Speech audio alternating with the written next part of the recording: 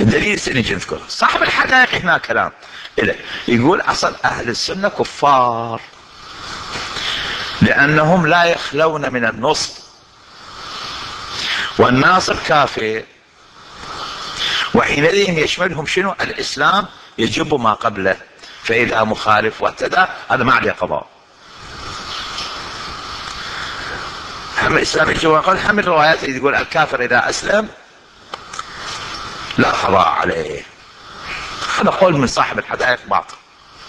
أولا احنا قاعد نتكلم في المخالف مو في الناصب، والمخالفين جملة منهم يحبون أهل البيت، مو نواصب، ألفوا كتب في محبة أهل البيت.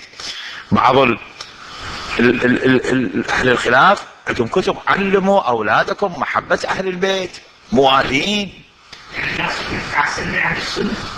بليه انتم ما كنتوا ذاك اليوم اللي قلنا اكو اشكال على الكافر، قالوا ان الكافر اذا احسن من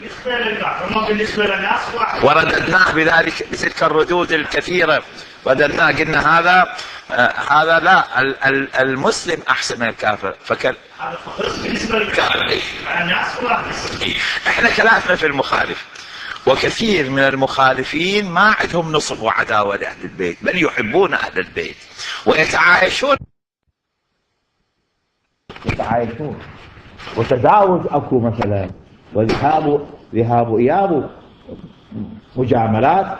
فاذا احنا قاعد نتكلم بالمخالف، انت تروح الى الناس تقول الناس هذا كافر. ثالثا الكافر الذي لا يقضي مو